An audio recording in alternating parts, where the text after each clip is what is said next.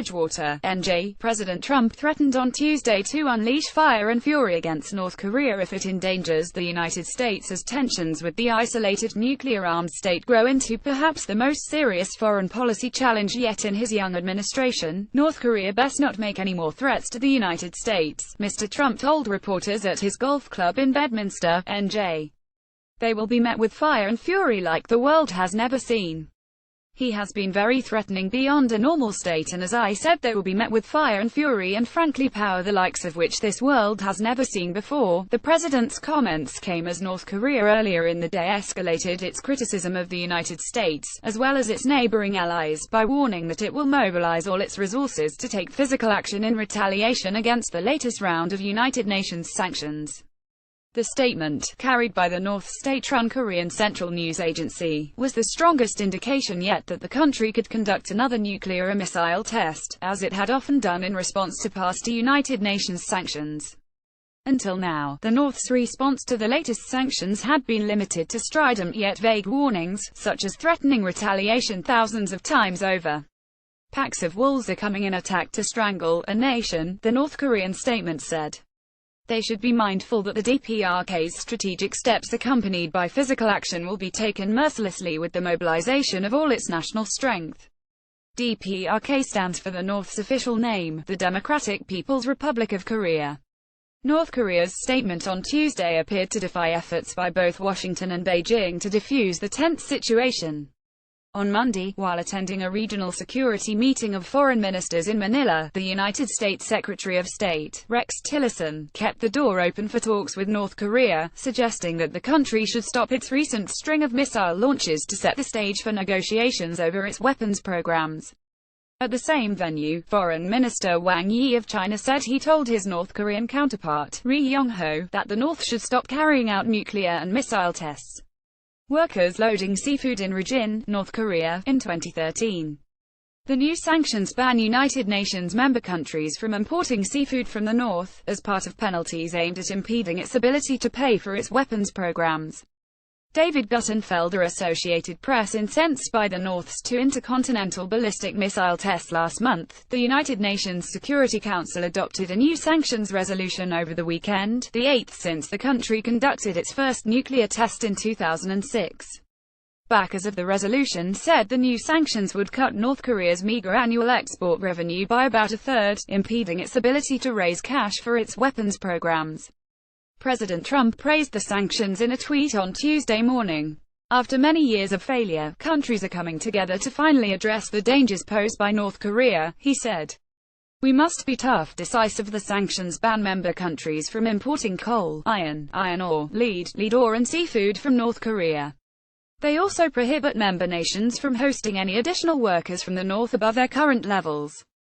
Washington called the restrictions the most stringent set of sanctions on any country in a generation, but strong doubts remain over how rigorously China and Russia, the North's two neighboring allies, will enforce the sanctions.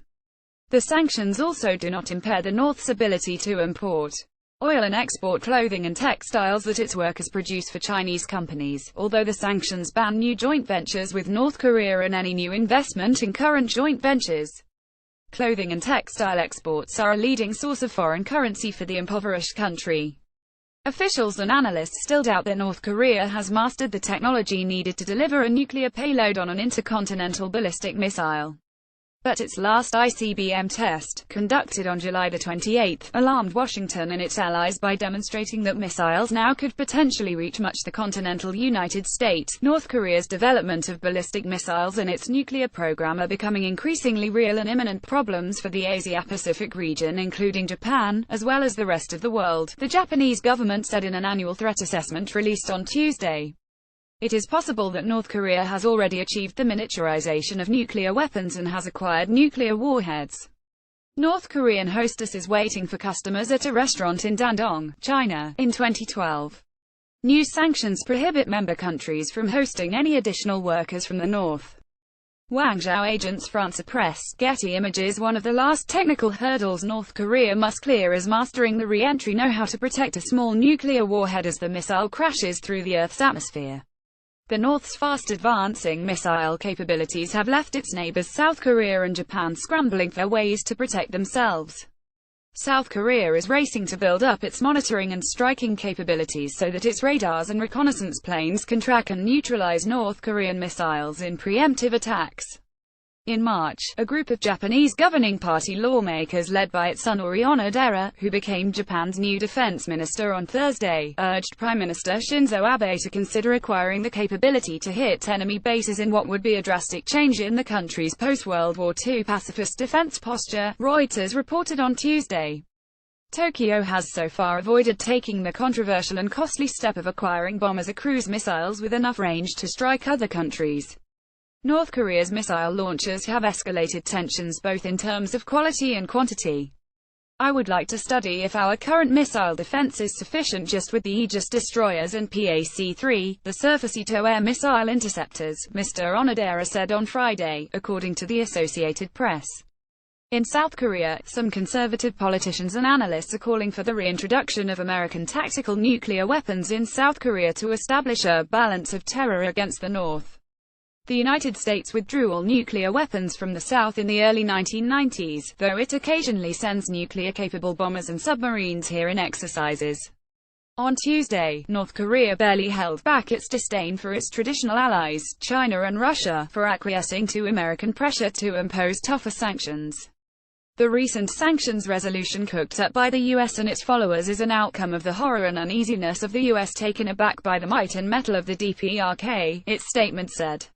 It is also the label of the weakness and servility of the riffraff who showed their hands in favor of adopting the resolution, as they are scared by the U.S. The statement did not mention China or Russia by name, only referring to big countries that it said abandoned their creed, conscience and obligation and voted for the sanctions to gain favor with President Trump. Peter Baker reported from Bridgewater, NJ, and Cho Sang-hun from Seoul, South Korea.